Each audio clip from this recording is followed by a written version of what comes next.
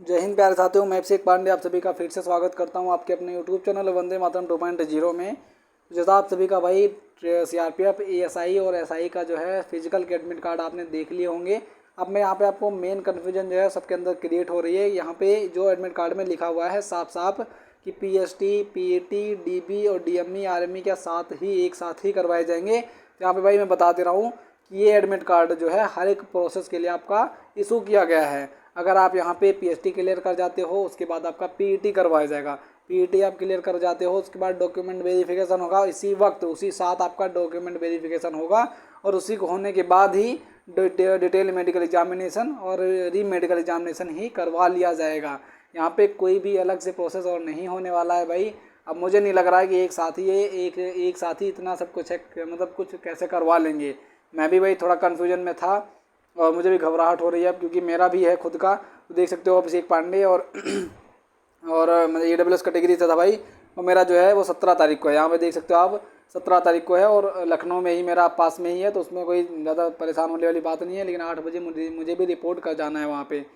तो भाई यहाँ पे और मुझे भी सारे अब क्या करने हैं मैं वो आपको बता दे रहा हूँ, कौन कौन से डॉक्यूमेंट आपको ले जाने हैं। तो जो जो आपने अप्लाई किया था भाई, जिन्होंने बीएससी से अप्लाई किया था, जिनका एसआई का था, जिनका ईएसआई का था, वो टेक्निकल का हो, डॉट्समैन का हो या एसआई सिविल का हो, क्रिप्टो का हो, जिसका भी होगा, जो उसमें उन्होंने मांग रखा था उसकी डिग्री आपको लेके जाना है। आप ऐसा करना कि जितना आप पास हुए हो 10 से लेकर जितना भी अभी तक आप पढ़े हुए हो सब डिग्री को एक फाइल में आप बना के रख लेना, उसको अपने साथ लेकर वहाँ पे जाना है। यहाँ पे साफ साफ लिखा भी हुआ है, ये देख सकते हो भाई। इधर इधर जो क्लियरेंस यहाँ पे लिखा हुआ है कि सबसे पहले क्या करना है, जो पीएसटी में पहुंचना है आपको, तो things to be brought for admission to PST, PET, DB, DME, RME centre.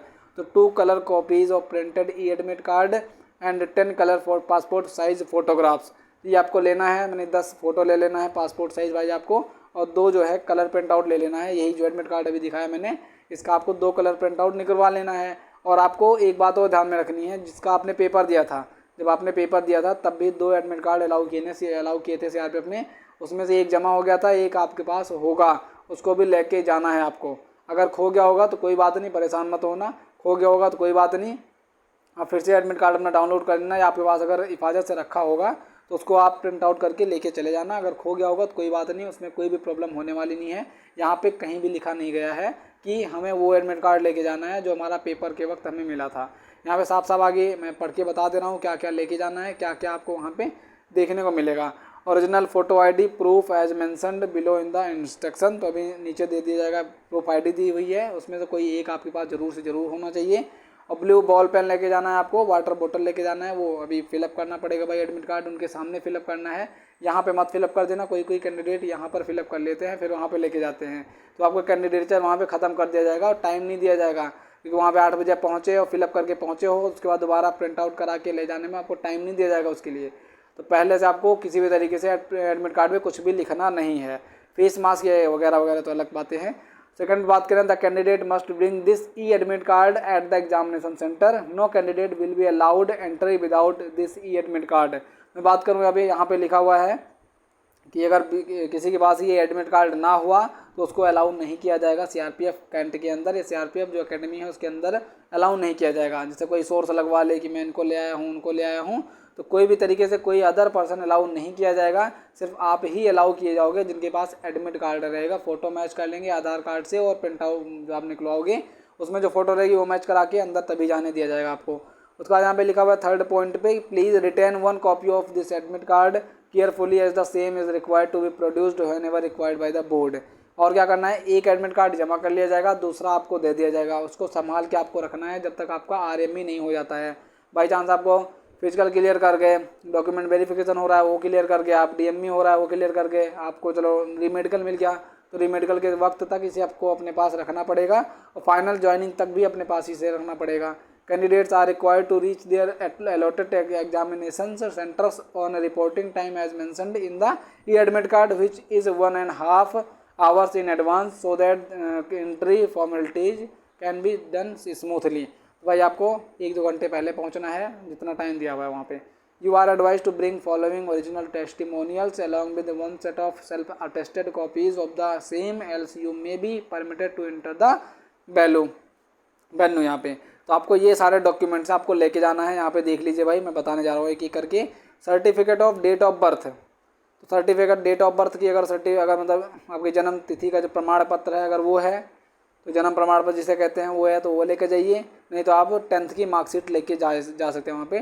10th की मार्कशीट, 12th की मार्कशीट, बीएससी के लिए जिसने अप्लाई किया था बीएससी से वो बीएससी की मार्कशीट लेके जाएगा। First year, second year, third year, final year भाई सब लेके जाना है आपको।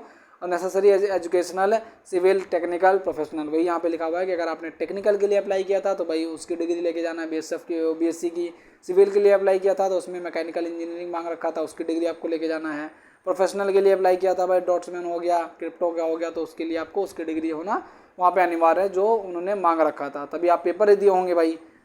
Any other certificate in support of additional qualification experience, IT आपने कर रखा है भाई, ट्रिपल-सी का रखा है, वो सारा आप लेके चले जाना, वहाँ पे काम ही आएगा, वो उन्होंने बता रखा है।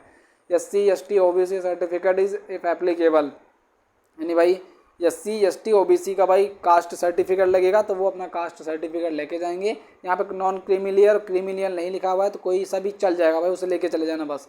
EWS candidates should submit income and asset certificate issued by an authority mentioned in DOPT office memorandum।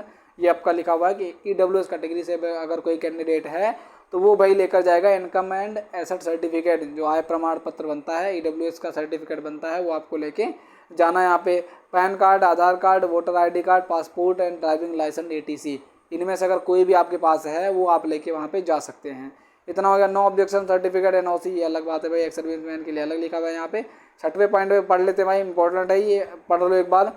Candidates who are found to be unfit in DME will be informed of the position on the day of DME and they can submit consent to PO of DME board for review medical examination RME, यानी उसी दिन में आपका DME करवा लिया जाएगा, उसी दिन RME करवा लिया जाएगा। सबसे बड़ी प्रॉब्लम है भाई, अगर यहाँ पे फिजिकल पास करते हो तो मेडिकली फिट भी हो आप, 7 दिन में सब कुछ चेक करके जाइए वहाँ पे। Review medical examination of the candidates will be conducted in continuation of detail medical examination preferable on the next day of DME. Decision of RME board will be final and no appeal representation against the decision of the review medical board will be entertained। यहाँ पे वही कह रहा है कि RME जो दिया जाएगा वो फाइनल दिया जाएगा, उसके बाद कोई अपील नहीं लगाई जाएगी, ना वहाँ पे कोई घूस चलेगा। यहाँ पे बात समझ जाओ आप। तो ये सारा था भाई, आपको कन्फ्यूजन क्लियर हो, मतलब जो आपकी कन्फ्यूजन रही होगी क्लियर होगी कि क्या एक ही दिन में सारा कुछ करवा लेंगे भाई। तो यहाँ मैं भी डर ही रहा हूँ आप सभी की तरह, मुझे भी प्रॉब्लम ये हो रही है कि भाई इतना सब कुछ करने में भाई कुछ ना कुछ तो हो भी सकता है, कुछ ना कुछ नहीं भी हो सकता है। वहाँ पे अगर बात करें DME RME के लिए 1 दिन का टाइम दिया जाएगा तो कोई बात नहीं, हम पहले से फिट होके पहुँचेंगे वहाँ पे। और भाई सबसे पहले एक मेन बात आपको, मेन पॉइंट है यहाँ पे कि जिन भाइयों का जहाँ पे सेंटर बना हो कमेंट बॉक्स में बता दीजिए, और किस डेट को आपका बना हुआ है ये सब बता दीजिए कमेंट बॉक्स में, क्योंकि फाइनल अपडेट देने के लिए मुझे बहुत ज़रूरी है वो सब चीज़ें जानने के लिए कि कितने दिन आपके फिजिकल चले हैं। क्योंकि एक ही दिन में इतना सारा प्रोसेस करवा ले रहे हैं, शायद कम ही बच्चों का तो एडमिट कार्ड आया होगा, तो आपको ये बता देना है कि आपका सेंटर कहाँ पे बना हुआ है और डेट बता देना है भाई। और अगर कोई भी डाउट आपका बचता है तो कमेंट बॉक्स में आप पूछिए, मैं ज़रूर से ज़रूर आपको वहाँ पे क्लियरिफाई कर दूंगा। तो मिलता हूँ किसी नेक्स्ट वीडियो में नेक्स्ट अपडेट के साथ, तब तक के लिए जय हिंद एंड जय भारत।